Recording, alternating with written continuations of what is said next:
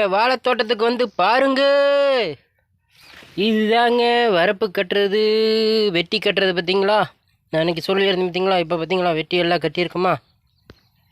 இது மாதிரி வெட்டி கட்டிட்டோம்னா தண்ணி போடுறது பார்த்தீங்களா எவ்வளோ சுத்தமாக இருக்குது. இப்போ இந்த மட்டையெல்லாம் அறுத்து அன்றைக்கி போட்டிருந்தேன் பார்த்தீங்களா, அதெல்லாம் வந்து இந்த இதுக்குள்ளே இந்த கரைக்குள்ளே வச்சு அப்படியே வந்து மண்ணை வெட்டி போட்டாச்சுங்க.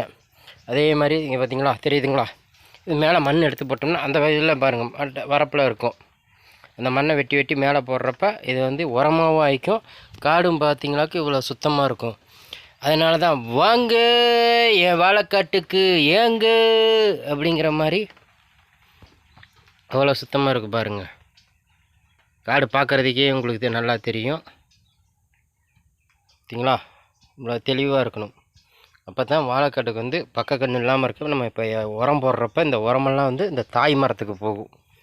தாய் மரத்தோட ஹைட்டை பாருங்கள், 9 அடி கரெக்டாக. இப்போ இது கீழே பார்த்திங்களா ஒரு கட்டை இருக்காது. இப்போ பார்த்திங்களா எந்த கதுலையுமே கட்டைகளே இருக்காது. இது மாதிரி வாழைக்காடு சுத்தமாக இருந்தால் தான் உங்களுக்கு வந்து போடுற உரம் தாய் மரத்துக்கு போய் தார் நல்லா வைக்கும். அதுக்காக தான் வந்து பக்கக்கண் இல்லாமல் நம்ம வெட்டி எடுத்துடுறது ஒவ்வொரு டைமும். நன்றி, வணக்கம். சேனலுக்கு கொஞ்சம் ஆதரவு கொடுங்க. நீங்களாம் ஏங்கு கூவாம்பட்டிக்கு வாங்க அப்படின்னு சொன்னவரை பெரிய ஆளாக்கிட்டீங்க.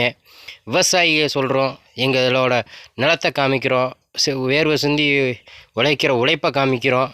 அவங்களுக்கு ஆதரவும் சேனல் சப்ஸ்கிரைபும் பண்ண மாட்டேங்கிறீங்க. அதுதான் உங்கள்கிட்ட இருக்க பெரிய மைனஸ் பாயிண்ட்டு. பாருங்கள் காடு எப்படி இருக்குன்னு பார்த்தீங்களா. நன்றி, வணக்கம். சேனலுக்கு ஆதரவு கொடுங்க, சப்ஸ்கிரைப் பண்ணுங்கள், ஷேர் பண்ணுங்கள், கமெண்ட் பண்ணுங்கள். நன்றி, வணக்கம்.